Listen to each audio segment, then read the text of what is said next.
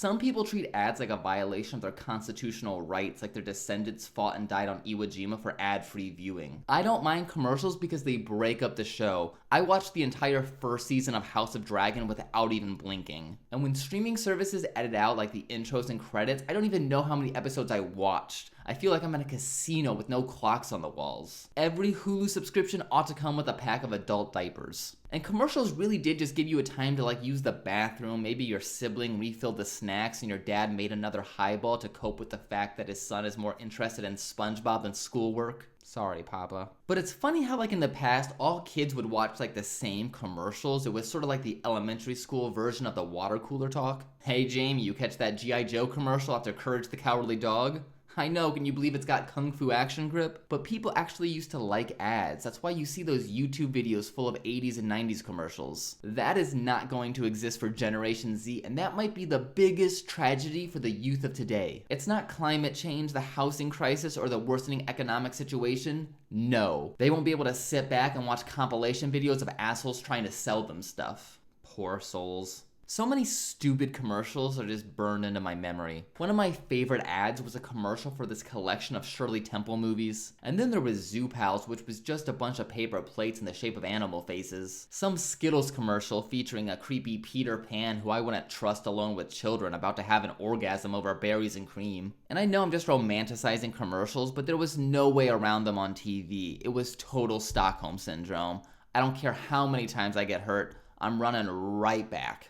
20 years ago, we had to cope with commercials, but now we can just buy our way out. It's really like America's new caste system. If you're paying for ad-free viewing on Paramount Plus, congratulations. But if you're primarily using Pluto TV, untouchable. Good luck trying to Netflix and chill after your 7th straight Bounty paper towel ad. Commercials today are scary because they just know so much about you. Just wait till ads start talking directly to us. Phil, you have to move on. Britney's not coming back, but McDonald's will always be there for you. That really is the next logical step. But targeted ads are infuriating. I let a coworker borrow my phone, now I have to explain the concept of full-size anime body pillows. Not a sexual thing.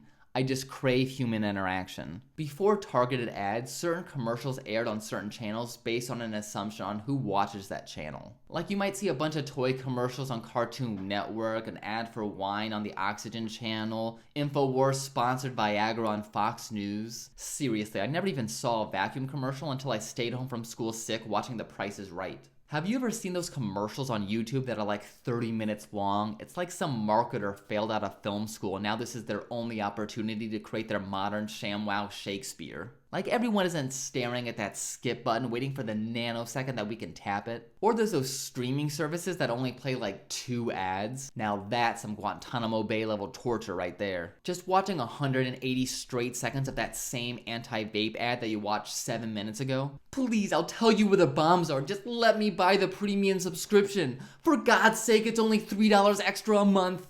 Every once in a while, I'll find a commercial that I'm actually into and I'll absolutely hate myself for it. The other day, I watched the entire ad for some Pokemon ripoff. Afterwards, I felt so dirty, I needed to take a shower. And maybe that's just all about getting older. One day you're watching the best of Simpsons moments and then BAM! You're at CVS after watching some hemorrhoid cream ad. But sometimes those marketers really know how to make a compelling plot. I'll find myself on the edge of my seat is that Dawn dish soap gonna be able to get the dog puke out of the carpet?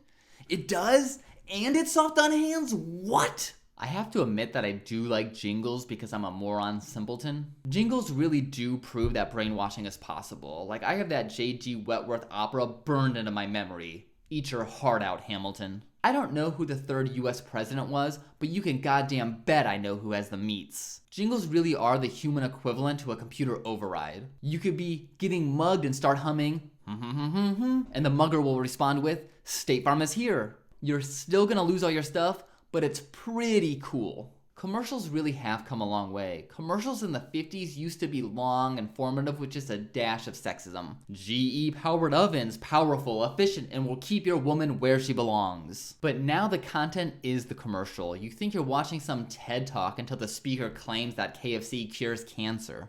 George Costanza never stopped an episode of Seinfeld to let you know how much money you could save switching to Geico. Just like we have a separation of church and state, we need a division between commercial and content. Is nothing sacred anymore?